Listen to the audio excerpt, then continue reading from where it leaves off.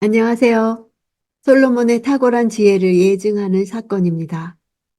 오늘 본문은 열왕기상 3장 16절에서 28절입니다. 16절. 어느 날 2명의 창녀가 왕께 와서 그 앞에 섰습니다. 구약에서 매춘은 금지되고 있지만 분명히 존재하고 있었습니다. 또한 당시에는 종교적 매춘도 널리 퍼져 있었습니다. 고대 매춘부는 일반적으로 자신들의 부모에 의해서 팔린 딸들로 노예 신분이었습니다. 그렇지 않더라도 그들은 결혼할 기회를 갖지 못했거나 남편을 잃은 가난한 여성들로 사회적으로 최하층을 이루는 사회적 약자이며 빈민들이었습니다. 본문에서 이들의 남편이 전혀 언급되지 않으며 두 여인이 한 집에 살고 있다는 점을 감안할 때 이 여인들은 직업적인 창녀로 추측됩니다. 이런 여인들이 왕 앞에 와서 섰다는 것은 가히 놀라운 일입니다. 당시 소송은 1차적으로 하급 재판관들에 의해 다루어지고 서로 그 재판 결과에 불만을 제기하여 항소한다 하더라도 왕에게까지 나아오기는 여간 어려운 일이 아니었습니다. 그런데 솔로몬 앞까지 왔다는 것은 솔로몬 시대의 재판이 신분이 낮은 자들에게까지 공정하게 이루어졌다는 사실과 솔로몬이 공의를 중요하게 생각해 백성들의 사소한 문제에까지 신경을 쓰는 자비로운 왕이었음을 확인할 수 있습니다. 18절. 제가 아기를 낳은 지 3일째 되는 날 이 여자도 아기를 낳았습니다. 우리는 함께 있었고 집에는 저희 둘 외에 아무도 없었습니다. 율법에 의하면 어떤 사실의 옳고 그름을 가리기 위해서는 반드시 두세 사람의 증인이 필요했습니다. 그러나 이 사건에서는 한 사람의 증인조차 없었습니다. 따라서 이 사건은 일반적 판결 방법으로는 재판하기가 불가능한 난제임을 잘 드러내줍니다. 우리라는 의미가 담긴 단어가 3번이나 사용되어 강조적으로 표현되고 있는데 이는 다른 증인이 없다는 사실을 보여주는 것입니다. 더군다나 소송의 당사자들에게 남편이 없다는 것과 그들이 일반적으로 거짓말쯤은 손쉽게 할 수 있는 도덕성이 낮은 창녀라는 사실 역시 이 사건의 판결이 무척 까다로움을 드러내고 있습니다. 아마도 이 사건은 이전에 다른 재판관들에 의해서도 다루어진 적이 있었으나 이처럼 객관적 증거나 증인이 없고 두 당사자의 의견이 너무나 팽팽하여 판결을 내릴 수 없었기 때문에 왕이며 최고의 재판관이었던 솔로몬에게까지 넘어왔을 것입니다. 19절. 그런데 밤중에 이 여자가 자기 아들을 깔고 눕는 바람에 아기가 죽고 말았습니다. 본문은 고소자의 목격담이 아니라 단지 논리적 추측일 뿐입니다. 왜냐하면 자신은 잠이 들어 있었다고 말했기 때문입니다. 그럼에도 마치 자신이 직접 목격한 듯한 어법을 사용하는 것은 자신의 진술의 신빙성을 훼손시키는 것으로 지혜로운 진술이라고 볼 수 없습니다. 20절. 그러자 저 여자는 한밤중에 일어나 제 곁에 있던 제 아들을 데려갔습니다. 제가 자고 있을 때 말입니다. 저 여자가 그 아기를 자기 품에 누이고 죽은 자기 아들은 제 품에 누여 놓았습니다. 고소자가 증언하고 있는 이 사건의 정황, 즉 두 아이의 나이 차이가 없어 객관적인 식별이 어려우며 명확한 증거나 목격자가 없을 뿐 아니라 고소자조차 잠들어 있는 시간에 그것도 깜깜한 한밤중에 사건이 발생했고 고소자의 증언이 추정으로 일관되고 있다는 사실은 이 사건이 해결하기 어려운 성격의 것임을 잘 보여주고 있습니다. 21절. 다음날 아침에 제가 일어나 아들에게 젖을 먹이려고 보니 아기가 죽어 있었습니다. 그런데 아침 햇살에 자세히 들여다봤더니 그 아기는 제가 낳은 아들이 아니었습니다. 고소인은 죽은 아이가 자기가 낳은 아들이 아니었다고 증언합니다. 고소인의 이러한 증언은 피고인의 범행에 대한 유일한 증거입니다.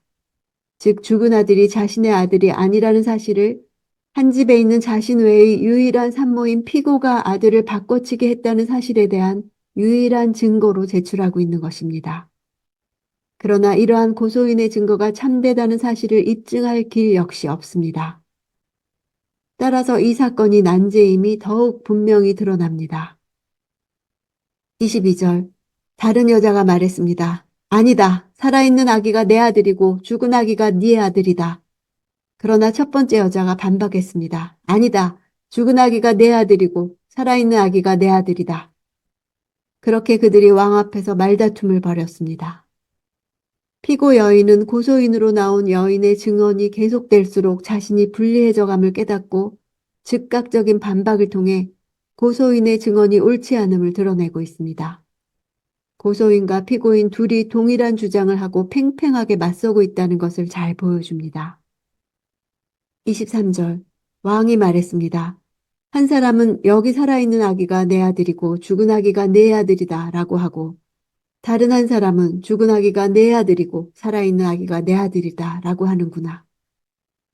솔로몬은 두 여인이 대립하고 있는 핵심 쟁점을 다시 한번 반복하여 정리하고 있는데 이는 이 사건이 정상적인 방법으로는 결코 해결할 수 없는 사건임을 두 여인에게 밝히기 위한 것입니다. 이는 솔로몬이 논리적으로는 공정하지만 실제로는 너무나 무자비한 해결책을 제시할 수밖에 없는 상황임을 드러내기 위한 하나의 수순이라 할 수 있습니다. 인간적 방법으로 도저히 해결할 수 없는 난제를 맞이하고서도 솔로몬은 조금도 당황하지 않고 하나님께로부터 부여받은 뛰어난 분별의 지혜를 통해 즉각적으로 그 해결책을 제시하고 있는 것입니다. 25절. 그때 왕이 말했습니다. 살아있는 이 아기를 반으로 잘라 반쪽은 저 여자에게 주고 반쪽은 이 여자에게 주어라. 인간의 심리를 깊이 이해한 솔로몬의 지략으로 살아있는 아이의 진짜 어미를 효과적으로 증명해내기 위해 구상된 방법이었습니다. 솔로몬의 이러한 행동은 신적 지혜에 근거한 치밀한 계획에 의한 것이며 결코 궁여지책으로 취해진 것이 아니었습니다. 일반적 판결 방법으로는 재판하기가 불가능한 상황에서 솔로몬은 인간의 본원적인 심성, 즉 모성애를 통해 문제를 해결하고자 충격적이고도 과감한 명령을 내린 것입니다. 26절. 살아있는 아들의 어머니는 자기 아들 때문에 소스라치게 놀라 왕에게 말했습니다. 내 주여, 저 살아있는 아들을 차라리 저 여자에게 주십시오. 죽이지만 말아 주십시오. 그러나 다른 여자가 말했습니다. 내 아기도 안 되고 내 아기도 안 될 것이니 아기를 반으로 자르자. 사나이의 어미는 즉시 아이를 포기했습니다. 이러한 자신의 요청이 아이의 양육을 포기하는 행위일 뿐 아니라 아이를 훔치고 무고한 자를 고소한 죄를 스스로 인정하는 행위가 됨을 알았을 것입니다. 그로 인해 자신이 죽게 될 수도 있다는 사실도 알았을 것입니다. 그럼에도 불구하고 이 여인은 아이를 살리고자 했습니다. 반면에 다른 여인은 솔로몬의 무자비한 판결을 그대로 시행할 것을 주장합니다. 이는 여인의 잔인함과 비정함을 잘 나타내면서 이 여인이 살아있는 아이의 친어미가 아님을 매우 극적인 형태로 드러내고 있습니다. 이러한 비인간적인 대답은 이 여인이 처음에 보였던 집착이 진정한 아이에 대한 사랑이 아닌 단순한 질투와 소유욕으로부터 발생된 것임을 잘 보여줍니다. 솔로몬의 지혜는 정의와 인간 본성에 대한 깊은 이해로 나타난 것입니다. 말을 듣고 마음을 읽어 선악을 분별하는 것이 하나님이 주신 지혜입니다. 하나님이 주신 지혜는 모든 지혜의 근본인 것입니다. 27절. 그러자 왕이 대답했습니다. 살아있는 아기를 죽이지 말고 첫 번째 여자에게 주어라. 그녀가 이 아기의 어머니다. 대답하다 하는 단어는 승리와 기쁨으로 전쟁에서 외친다는 뜻입니다.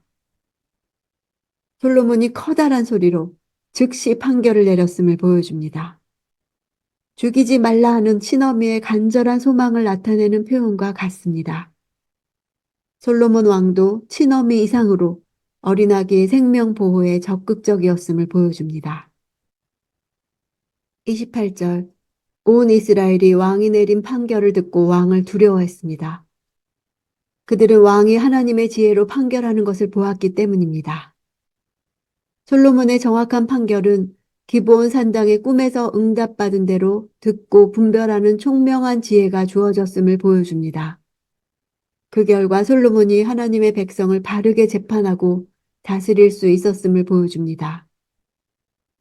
이것은 이스라엘 안에 솔로몬의 주권과 권세가 세워지는 과정에 대한 묘사입니다. 왕이 백성들로부터 경외를 받는다는 것은 곧 왕권의 강화를 의미합니다. 왕에게 가장 본질적인 것이 무엇인지를 확인하게 됩니다. 신적 지혜를 바탕으로 세워진 솔로몬의 권위는 이전 지도자들이 군사적 승리를 통해 세웠던 것과 전혀 다른 평화와 번영의 시대에 적합한 권위라고 할 수 있습니다.